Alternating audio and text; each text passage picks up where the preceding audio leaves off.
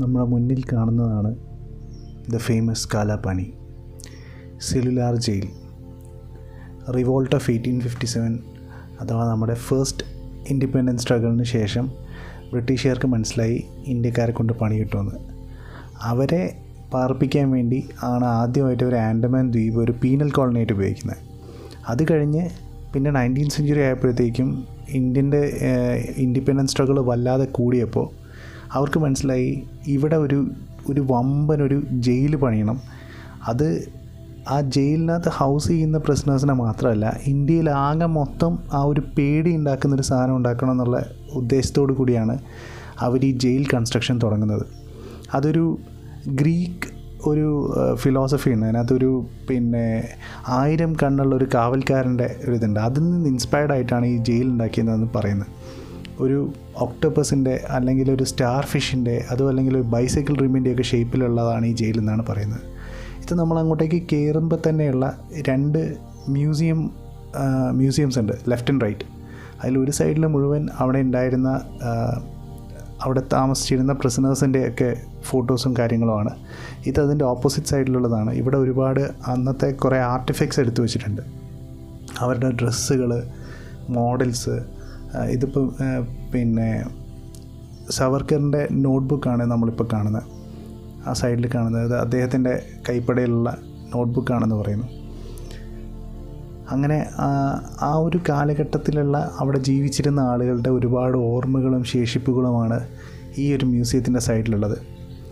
ഇവിടെ അതിൻ്റെ ജയിൽ കൺസ്ട്രക്ഷൻ്റെ ഡീറ്റെയിൽസും ആ കാലഘട്ടത്തിലുള്ള കുറേ ഫോട്ടോഗ്രാഫ്സും ഈ ആർക്കിടെക്ചറിനെ പറ്റിയിട്ടൊക്കെ ഡിസ്കസ് ചെയ്യുന്ന കാര്യങ്ങളുണ്ട്. ഇതിനിടയിൽ ഒരു ഗൈഡ് ടൂർ പോലെ ഒരാൾ വന്നിട്ട് ഇതൊക്കെ പറഞ്ഞു തരുന്നുമുണ്ട്. ഈ ജയിലിനെ പറ്റി പറയുമ്പോൾ അതിൻ്റെ ഹിസ്റ്ററി എന്ന് പറയുന്നത് അതിൻ്റെ ഓരോ ബ്രിക്കും ബർമയിലുള്ള പ്രിസണേഴ്സിനെ കൊണ്ട് ഉണ്ടാക്കിയിട്ടാണ് ഇങ്ങോട്ട് കൊണ്ടുവന്നത്. ഇവിടെയുള്ള ആ പീനൽ കോളനിയിൽ ഉണ്ടായിരുന്ന ആളുകളെ കൊണ്ടാണ് ഈ കൺസ്ട്രക്ഷൻ മുഴുവൻ ഇവർ ചെയ്യിപ്പിച്ചത്. അന്ന് മലേറിയ കൊണ്ടും മറ്റ് അസുഖങ്ങൾ കൊണ്ടും ഒക്കെ മരിച്ചു പോയവർ ഈ ജയിലിനകത്ത് ഹൗസ് ചെയ്തതിനേക്കാൾ കൂടുതൽ ആൾക്കാർ അങ്ങനെ മരിച്ചിട്ടുണ്ടാവും.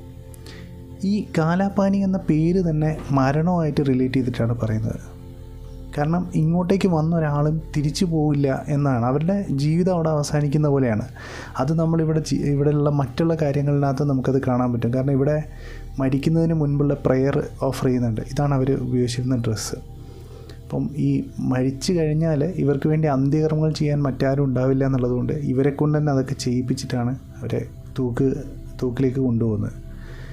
ഇത് അവിടെ ഉണ്ടായിരുന്ന കങ്കാണിമാർ, അതായത് ഇന്ത്യൻ പ്രിസണേഴ്സിനകത്ത് ചില ആൾക്കാരെ ബ്രിട്ടീഷുകാർ ഉപയോഗിക്കും മറ്റുള്ള പ്രിസണേഴ്സിനെ ടോർച്ചർ ചെയ്യാൻ വേണ്ടിയിട്ട്. അവരുപയോഗിച്ചിരുന്ന വസ്ത്രമാണ്. ഇപ്പോൾ നമ്മുടെ കാലാപാനി സിനിമയിൽ കൊച്ചിൻ ഹനീഫ ഈ ടൈപ്പ് ഡ്രസ്സ് ഇട്ടിട്ടാണ് നടക്കുന്നത്, നീല കളർ.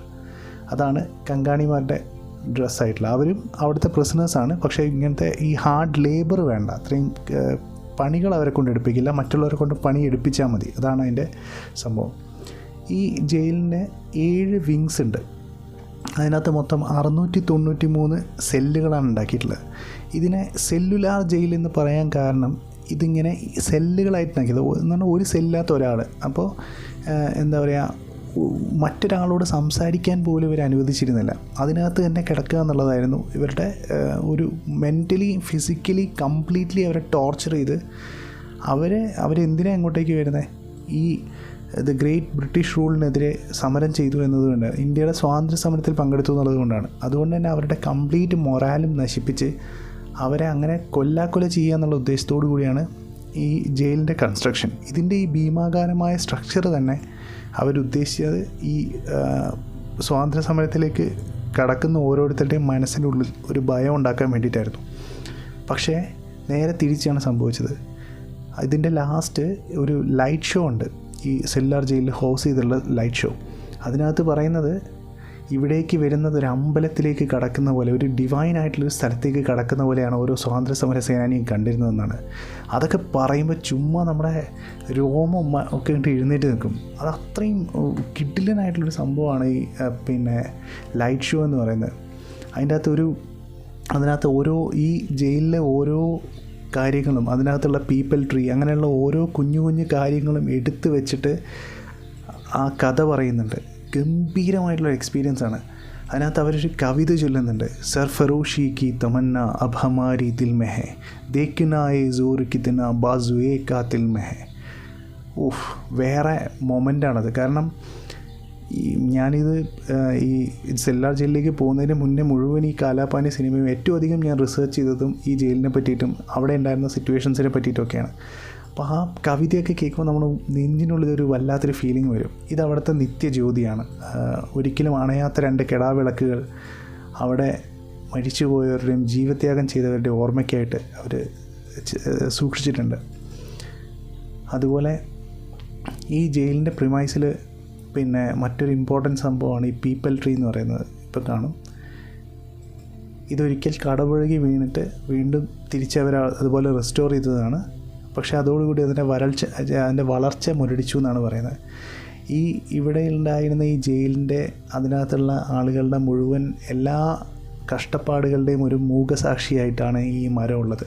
അത് ഈ ലൈറ്റ് ഷോയിൽ ആ മരം സംസാരിക്കുന്ന പോലെയുള്ള സീനൊക്കെ ഉണ്ട്. ഭയങ്കര അടിപൊളിയായിട്ടുള്ള സംഭവമാണ്, നിങ്ങൾ തീർച്ചയായിട്ടും മിസ് ചെയ്യരുത്.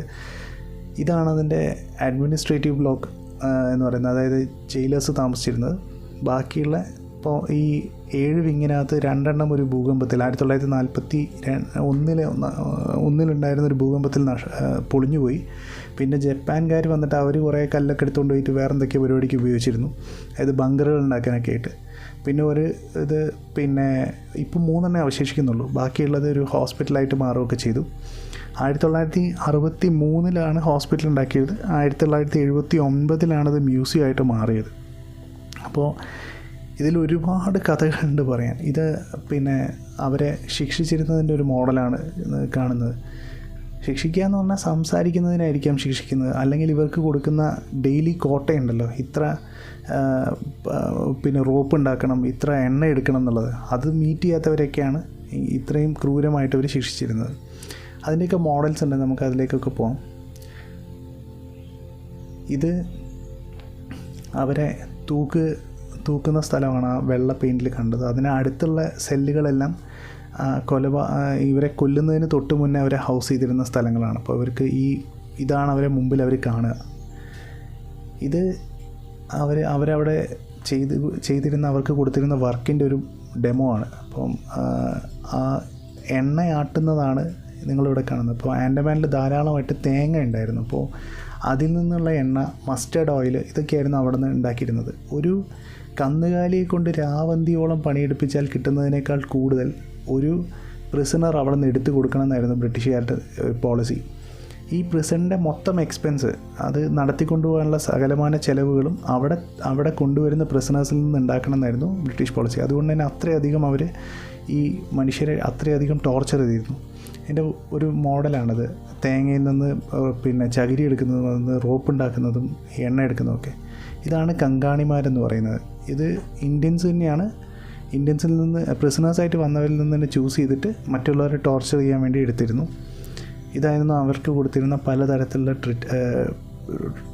പലതരത്തിലുള്ള പിന്നെ ക്രൂരമായിട്ടുള്ള അവരുടെ ചില cages, like fetters, cross fetters എന്ന് പറഞ്ഞാൽ ഇടയിൽ ഒരു കമ്പി വെച്ചിട്ട് അവർക്ക് നടക്കാൻ തീരെ പറ്റില്ല, മുട്ട് മടക്കാൻ പറ്റില്ല. പിന്നെ ചങ്ങല കൊണ്ടും അതുപോലെ തന്നെ ചാക്ക് കൊണ്ടുള്ള ഡ്രസ്സൊക്കെ ആയിരുന്നു ഇവർക്ക് ഇടാൻ കൊടുത്തിരുന്നത്. അതൊക്കെ പണിഷ്മെൻറ്റ്സ് ആയിരുന്നു. ഇവർക്ക് കൊടുത്തിരുന്ന ഭക്ഷണം എന്ന് പറയുന്നത് പുഴുവരിച്ച വെള്ളവും അതുപോലെ തന്നെ കാട്ടുപുല്ലും അങ്ങനെയുള്ള മോശമായ ഭക്ഷണങ്ങൾ കൊണ്ട് തന്നെ ഒരുപാടധികം പ്രശ്നങ്ങളുണ്ടായിരുന്നു ഇവർക്ക്. അവരുടെ സാനിറ്റേഷൻ ഫെസിലിറ്റീസ് ഒന്നും പറയാനൊന്നുമില്ല. കാരണം ഇവർക്ക് ടോയ്ലറ്റ്സ് ഇല്ല. ഇത്രയും 693 സെല്ലുകളുള്ള അതിനേക്കാൾ എത്രയോ അധികം ആൾക്കാർ അവിടെ കൊണ്ടുവന്നിട്ടുണ്ട്. കാരണം ഈ സെല്ലുലാർ കൺസെപ്റ്റൊക്കെ പിന്നീട് പോയി.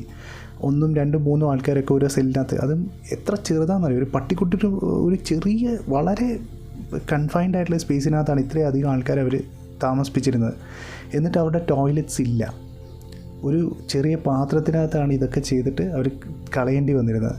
അപ്പോൾ അങ്ങനത്തെ സാനിറ്റേഷൻ ഫെസിലിറ്റീസ് കാരണം തന്നെ ഒരുപാട് പേർക്ക് പലതരത്തിലുള്ള അസുഖങ്ങൾ വന്നിട്ടും മരിച്ചിട്ടുണ്ട്. മലേറിയ കാരണം മരിച്ചിട്ടുണ്ട്. അങ്ങനെയുള്ള ഒരുപാടധികം ടോർച്ചേഴ്സ് ഇവർ സഹിക്കേണ്ടതായിട്ട് വന്നിട്ടുണ്ട്. ഇതാണ് ഒരു സെല്ല്. ഇതിനകത്താണ് 4-5 ആൾക്കാർ കിടന്നിരുന്നത്. ആ താഴെ കാണുന്നതാണ് ഞാൻ പറഞ്ഞ സംഭവം. മേലെയുള്ള ഒരേ ഒരു വെൻറ്റിലേഷനാണ് കാണുന്നത്. ഈ വെൻറ്റിലേഷന് മേലെയുള്ള ഇരുമ്പ് അവർ ഈ പിന്നെ ബ്രിട്ടനിൽ നിന്ന് അങ്ങനെ ഇമ്പോർട്ട് ചെയ്തതാണെന്ന് പറയുന്നു. അതുപോലെ തന്നെ പക്ഷേ ഇതിൻ്റെ ആർക്കിടെക്ചർ ഒരു ക്ലാസിക് ജയിൽ ആർക്കിടെക്ചറായിട്ട് കൺസിഡർ ചെയ്യാൻ മറ്റു പല കാരണങ്ങളുണ്ട്. ഇപ്പോൾ ഇതിനകത്തുള്ള ഓരോ ബ്ലോക്കിലേക്കും ഓരോ വിങ്ങിലേക്കും കടക്കാനുള്ള എൻട്രൻസ് എന്ന് പറയുന്നത് ആ സെൻട്രൽ ടവറിലൂടെ മാത്രമാണ്. അതിവരെന്താക്കും, പ്രിസണേഴ്സിനെ മുഴുവൻ കയറ്റിയതിന് ശേഷം ഈ ഇതുമായിട്ട് കണക്ട് ചെയ്യുന്ന ആ ബ്രിഡ്ജ് ലിഫ്റ്റ് ചെയ്ത് കഴിഞ്ഞാൽ പിന്നെ ഒന്നും ചെയ്യാൻ പറ്റില്ല. ഇതവരുടെ ലാച്ച് കണ്ടോ. ഇപ്പോൾ ഒരു ജയിൽ ഓഫീസറുടെ കയ്യിൽ നിന്നൊരു കൈദി ഇത് താക്കോല് പിടിച്ചു വാങ്ങിയാൽ പോലും അയാൾക്ക് ഒരിക്കലും ഇത് തുറക്കാൻ പറ്റില്ല, കാരണം കൈ എത്തില്ല. അങ്ങനെ പല കാര്യങ്ങളും കൺസിഡർ ചെയ്തുകൊണ്ടാണ് ഇവർ ഈ ജയിൽ കൺസ്ട്രക്ട് ചെയ്തിട്ടുള്ളത്. അപ്പോൾ ഈ ബ്രിഡ്ജ് ലിഫ്റ്റ് ചെയ്യുന്നതോടുകൂടി പ്രിസണേഴ്സിൻ്റെ ഓരോ വിങ്ങും ഐസൊലേറ്റഡ് ആയി. ആ ടവറിൽ നിന്ന് ഒരൊറ്റ ആൾക്ക് വേണമെങ്കിൽ ഇത് മുഴുവൻ മോണിറ്റർ ചെയ്യാൻ പറ്റും. അപ്പോൾ എപ്പോഴും ഇവരിങ്ങനെ നോക്കിക്കൊണ്ടിരിക്കുന്നുണ്ട് എന്നൊരു പ്രതീതി ഉണ്ടാക്കാൻ അതുകൊണ്ട് കഴിഞ്ഞിരുന്നു. അതുപോലെ ഈ ജയിലിന് ഓരോ വ്യൂവും, അതായത് സെല്ലിനകത്തുള്ള വ്യൂ, ഇത് അവിടെ ഉണ്ടായിരുന്ന ആളുകളുടെ മെമ്മോറിയൽ പോലെ അവരുടെ പേരുകൾ കുത്തിവെച്ചിട്ടുള്ള സ്ഥലമാണ്. ഇതാണ് സെൻട്രൽ ടവറിലേക്ക് ഉള്ള ഭാഗം. അപ്പോൾ ഓരോ പ്രിസൻ്റെ ഉള്ളിൽ നിന്നും പുറത്തേക്കുള്ള കാഴ്ച എന്ന് പറയുന്നത് മറ്റൊരു പ്രിസൻ്റെ ബാക്കാണ്. ഒന്നും കാണാനില്ല, ഒന്നും ചെയ്യാനില്ല. അവരെ മെൻ്റലി വെയർ ഡൗൺ ചെയ്യുക എന്നുള്ള ഉദ്ദേശത്തോടു കൂടിയാണ് ഈ ജയിലിൻ്റെ എൻ്റയർ കൺസ്ട്രക്ഷൻ. ഈ വിങ്ങിൽ വന്നിറങ്ങുന്ന ആ സമയം തൊട്ട് നമ്മൾ കേൾക്കുന്നൊരു പേരാണ് വിനായക് ദാമോദർ സവർക്കർ എന്ന് പറയുന്നത്. Savarkar international airport, Savarkar park, അങ്ങനെ പലതും. ഇതാണ് അദ്ദേഹം ഇവിടെ താമസിച്ച സമയത്തുള്ള റൂം. അവിടെ അദ്ദേഹം ഉപയോഗിച്ചിരുന്ന പാത്രങ്ങളും പുതപ്പും എല്ലാം വെച്ചിട്ടുണ്ട്. 10 വർഷമാണ് അദ്ദേഹം ഇവിടെ സ്പെൻഡ് ചെയ്തിട്ടുള്ളത്. അപ്പോൾ അദ്ദേഹത്തിൻ്റെ ലൈഫ് നോക്കുകയാണെങ്കിൽ അദ്ദേഹത്തെ ജയിലിലേക്ക് അയക്കുന്നതിന് മുൻപ് അദ്ദേഹം അഭിനവ് ഭാരത് സൊസൈറ്റി എന്ന് പറയുന്ന ബ്രിട്ടീഷുകാർക്കെതിരെ ആംഡായിട്ട് ഒരു റെബല്യൻ വേണമെന്ന് പറഞ്ഞിരുന്ന ഒരു സംഘടനയുടെ ഭാഗമായിരുന്നു. അദ്ദേഹം എഴുതിയൊരു പുസ്തകമാണ് first war of independence, revolt of 1857 base ചെയ്തിട്ട് അദ്ദേഹം എഴുതിയ പുസ്തകമാണത്. അദ്ദേഹം ജയിലിലേക്ക് അയക്കപ്പെടുന്നത് നാസിക് കോൺസ്പിറസി കേസിൻ്റെ ഭാഗമായിട്ടാണ്. അതായത് ഒരു ബ്രിട്ടീഷ് മജിസ്ട്രേറ്റിനെതിരെ അയാളെ അസാസിനേറ്റ് ചെയ്യാനുള്ള കോൺസ്പിറസിയുടെ ഭാഗമായിട്ടാണ് അദ്ദേഹത്തെ ഈ ജയിലിലേക്ക് അയച്ചത്. അതേപോലെ അദ്ദേഹത്തിൻ്റെ ഒരു ബ്രദറുണ്ട്, പുള്ളിയുടെ പേര് ഗണേഷ് ദാമോദർ സവർക്കർ എന്നായിരുന്നു. അദ്ദേഹം ഇങ്ങോട്ടേക്ക് റിവോൾവർ ഇമ്പോർട്ട് ചെയ്തതിന് കൊണ്ടുവരാൻ ശ്രമിച്ചതിന് അദ്ദേഹം ഇതേ ജയിലിൽ തന്നെ താമസിച്ചിരുന്നു. അവർക്ക് 50 വർഷമാണ് ഇവിടെ വിധിച്ചത്. എന്നാൽ ഇവിടെ ഉണ്ടായതാകെ 10 വർഷം. ആ 10 വർഷത്തിനകത്ത് മാപ്പ് എഴുതി കൊടുത്തിട്ട് അദ്ദേഹത്തിൻ്റെ ബ്രിട്ടീഷേഴ്സിനുള്ള ലോയൽറ്റി പ്ലെഡ്ജ് ചെയ്തിട്ടാണ് അദ്ദേഹം ഇവിടെ നിന്ന് പോകുന്നത്. അതിനുശേഷം അദ്ദേഹം ബ്രിട്ടീഷുകാർക്കെതിരെ സമരം ചെയ്തതായിട്ട് രേഖകളില്ല. ഹിന്ദു മഹാസഭയായിട്ട് 1937 തൊട്ട് 1942 വരെ അദ്ദേഹം അങ്ങനെ പോയി. അത് കഴിഞ്ഞ് പിന്നെ അദ്ദേഹം മേജറായിട്ട് ചെയ്തതെന്ന് പറഞ്ഞാൽ ക്വിറ്റ് ഇന്ത്യ മൂവ്മെൻറ്റിനെതിരെ സമരം ചെയ്തു എന്നുള്ളതാണ് മറ്റൊരു കാര്യം. പിന്നെ അദ്ദേഹത്തെ പേര് കേൾക്കുന്നത് 1948 ഗാന്ധി അസാസിനേഷനുമായിട്ട് ബന്ധപ്പെട്ടിട്ടാണ്. പക്ഷെ അത് പ്രൂവ് ചെയ്തിട്ടില്ല. അതുകൊണ്ട് തന്നെ അതിനകത്ത് അദ്ദേഹത്തെ ശിക്ഷിക്കപ്പെട്ടിട്ടില്ല. 1966 അദ്ദേഹം മരിക്കുന്നത്. അപ്പോൾ ഇതൊക്കെയാണ് വിനായക് ദാമോദർ സവർക്കറിനെ പറ്റിയിട്ടുള്ള നമ്മൾ അന്വേഷിക്കുമ്പോൾ നമുക്ക് മനസ്സിലാവുന്ന കാര്യങ്ങൾ. അവിടെ കൊല്ലപ്പെട്ടു പോയിട്ടുള്ള, അവിടെ അവരുടെ ജീവത്യാഗം ചെയ്തിട്ടുള്ള ധാരാളം പേര് സില്ലാർ ജയിലിൽ മരിച്ചു പോയിട്ടുണ്ട്. പക്ഷെ അവരുടെ എല്ലാ പേരുകളും വിസ്മൃതിയിൽ അഴ്ത്തിക്കൊണ്ട് ഒരാളുടെ പേരിൽ ഇത് ഇത്രയധികം സെലിബ്രേറ്റ് ചെയ്യപ്പെടുമ്പോൾ നമുക്ക് ചില സംശയങ്ങളൊക്കെ തോന്നും എന്നുള്ളത് സ്വാഭാവികം. കാരണം ഇതൊരു ചരിത്രം ഉണ്ടാക്കാൻ ശ്രമിക്കുന്ന പോലെ ഫീൽ ചെയ്തിരുന്നു പലപ്പോഴും. അവിടെ നിന്ന് ജയിലിൽ നിന്ന് ഇറങ്ങിയിട്ടുണ്ടെങ്കിൽ തന്നെ നമ്മൾ നേരെ കാണുന്നത് ദ ഫ്ലാഗ് പോയിൻ്റാണ്. 1943 ഡിസംബർ 29 സുഭാഷ് ചന്ദ്രബോസ് വന്നിട്ട് ആദ്യമായിട്ട് ബ്രിട്ടീഷേഴ്സിൽ നിന്ന് ഫ്രീ ആയിട്ടുള്ള സ്പേസ് എന്ന നിലയ്ക്ക് ആൻഡമാൻ അങ്ങനെ പ്രൊക്ലെയിം ചെയ്യുകയും ഇവിടെ ഒരു ഫ്ലാഗ് ഹോയിസ്റ്റ് ചെയ്യുകയും ചെയ്തിരുന്നു. അതിൻ്റെ ഓർമ്മയ്ക്കാണ് ഈ ഫ്ലാഗ് പോയിൻ്റ് ഇന്നുള്ളത്. അന്ന് 1942 ജപ്പാൻകാരിവിടെ വന്നിട്ട് അവരുടെ കയ്യിലായി ആൻഡമാൻ ദ്വീപ്. അത് കഴിഞ്ഞിട്ടാണ് 1943 സുഭാഷ് ചന്ദ്രബോസ് ഇവിടെ വരുന്നതും ഈ ഐലൻഡ്സൊക്കെ റീനെയിം ചെയ്തു. ഷഹീദ് സ്വരാജ് എന്ന പേരിൽ 2 ഐലൻഡ്സിനെ അദ്ദേഹം റീനെയിം ചെയ്യുകയൊക്കെ ചെയ്തിട്ടുണ്ട്. പക്ഷേ ജപ്പാൻ ഇവിടെ വന്നതിന് ശേഷം അവരെന്താ ചെയ്തതെന്ന് വെച്ചിട്ടുണ്ടെങ്കിൽ ഈ ജയില് ബ്രിട്ടീഷേഴ്സിനെ പണിഷ് ചെയ്യാൻ വേണ്ടിയിട്ടും, അന്ന് ബ്രിട്ടീഷേഴ്സ് അവരെന്നേ വിട്ടുപോയിട്ടുണ്ട്. കാരണം 1941 എർത്ത് കണ്ടപ്പോൾ തന്നെ അവർക്ക് മനസ്സിലായി ഇതത്ര സേഫ് അല്ല എന്ന്. അവർ മിക്കവാറും പോയിട്ടുണ്ട്. പക്ഷേ ബ്രിട്ടീഷേഴ്സിനെയും അതുപോലെ തന്നെ ബ്രിട്ടീഷേഴ്സിനെ സപ്പോർട്ട് ചെയ്യുന്നു എന്ന് അവർക്ക് തോന്നിയ എല്ലാ ഇന്ത്യക്കാരെയും അവരതിനകത്ത് പിടിച്ചിട്ടിരുന്നു. അതിക്രൂരമായിരുന്നു ജപ്പാൻകാർ നേറ്റീവ്സിനോട്, അതായത് ഇന്ത്യൻസിനോടും അവിടെ ഉണ്ടായിരുന്ന ആൾക്കാരോടും ചെയ്തിരുന്ന ഭയങ്കരമായ ക്രൂരതയാണ് അവർ ചെയ്തിരുന്നത്. ബ്രിട്ടീഷേഴ്സിനേക്കാളും ക്രൂരന്മാരായിട്ടാണ് ജപ്പാൻകാർ ഇവിടെ ബിഹേവ് ചെയ്തിരുന്നു എന്നാണ് ചരിത്രത്തിൽ പറയുന്നത്. അപ്പോൾ അത് സുഭാഷ് ചന്ദ്രബോസ് ഇവിടെ ഒരു കമാൻഡറിനെ ഒരു ഗവർണറിനെ നിയമിക്കുകയും ഇവിടെ ഒരു പാരലൽ ഗവൺമെൻറ് ഉണ്ടാക്കാൻ ശ്രമിക്കുകയൊക്കെ ചെയ്തെങ്കിലും അപ്പോഴും ജപ്പാൻ്റെ കയ്യിൽ തന്നെയായിരുന്നു ആൻഡമാൻ ദ്വീപിൻ്റെ കൺട്രോൾ മുഴുവൻ ഉണ്ടായിരുന്നത്. അതുപോലെ തന്നെ ബ്രിട്ടീഷേഴ്സ് ഇവിടെ നിന്ന് വിട്ടുപോകുന്ന സമയത്ത് അവർക്ക് ഇത് മറ്റൊരു ഇന്ത്യയായിട്ട് ബന്ധമില്ലാത്ത മറ്റൊരു എൻറ്റിറ്റി ആയിട്ട് നിലനിർത്താൻ അവർക്ക് താല്പര്യം ഉണ്ടായിരുന്നു. കാരണം ഇന്ത്യൻ മെയിൻലാൻഡിൽ നിന്ന് 1000 കിലോമീറ്ററും മ്യാൻമറിലേക്ക് വെറും 100 ചില്ലാൻ കിലോമീറ്ററേ ഉള്ളൂ. അപ്പോൾ അതുമായിട്ടൊക്കെ ബന്ധപ്പെട്ടിട്ടുള്ള മറ്റൊരു സംഭവമായിട്ട് നിർത്താൻ ബ്രിട്ടീഷുകാർക്ക് പ്ലാൻ ഉണ്ടായിരുന്നു. പക്ഷേ ഇത് ഇന്ത്യൻ യൂണിയൻ്റെ ഭാഗമാവുകയും പിന്നീടാണ് ഞാൻ പറഞ്ഞ പോലെ ഹോസ്പിറ്റലായിട്ടും പിന്നെ അത് മ്യൂസിയമായിട്ടൊക്കെ മാറിയതും. ഇന്ത്യൻ സ്വാതന്ത്ര്യ സമരത്തിലെ ഏറ്റവും വലിയൊരു ഗംഭീരമായിട്ടുള്ളൊരു എയ്ഡ് തന്നെയാണ് ഈ സെല്ലുലാർ ജയിൽ എന്ന് പറയുന്നത്. നിങ്ങളവിടെ പോകുന്ന സമയത്ത് തീർച്ചയായിട്ടും നിങ്ങൾ ഒരിക്കലും മിസ് ചെയ്യാൻ പാടില്ലാത്ത ഒന്നാണ് അവിടുത്തെ ലൈറ്റ് ഷോ. ഈ ലൈറ്റ് ഷോ എന്നൊക്കെ കേട്ടപ്പോൾ, ലൈറ്റ് ആൻഡ് സൗണ്ട് ഷോ എന്നൊക്കെ കേട്ടപ്പോൾ ഞാനും വിചാരിച്ചിരുന്നു, എനിക്കും കുറേ പ്രജുഡിസ് ആയിരുന്നു, എന്ത് ലൈറ്റ് ആൻഡ് സൗണ്ട് ഷോ, വെറുതെ കോമാളിത്തരം കാണിക്കുമോ എന്നൊക്കെ വിചാരിച്ചിരുന്നു. കാരണം ഇതിൻ്റെ പുറത്തുള്ള വിഷ്വൽസും അതുപോലെ തന്നെ മറ്റ് ചില ട്രാവലോഗുകളിൽ പറഞ്ഞിട്ടുള്ള വിഷ്വൽസും ഒക്കെ ഇത് ഒരു പബ്ബിനെ ഓർമ്മിപ്പിക്കപ്പെടുന്ന രീതിയിലാണ് ഇതിൻ്റെ ലൈറ്റ് സെറ്റ് ചെയ്തിട്ടുള്ളത്. അങ്ങനെയൊക്കെ ഞാൻ ഇതിനെ പറ്റി കുറേ നെഗറ്റീവുകൾ കേട്ടിരുന്നു. പക്ഷേ ഗംഭീരമായിട്ടുള്ളൊരു ഷോ ആണത്, നിങ്ങൾ ഒരിക്കലും മിസ് ചെയ്യരുത്. കാരണം അത്രയ്ക്കും അടിപൊളിയായിട്ട് ഈ ജയിലിൻ്റെ കഥ അല്ലെങ്കിൽ അവിടെ താമസിച്ചിരുന്നവരുടെ കഥ, നമ്മുടെ ഇന്ത്യൻ സ്വാതന്ത്ര്യ സമരത്തിൻ്റെ കഥ പറയുന്ന ഒരു ഗംഭീരമായിട്ടുള്ള ഷോ ആണ്.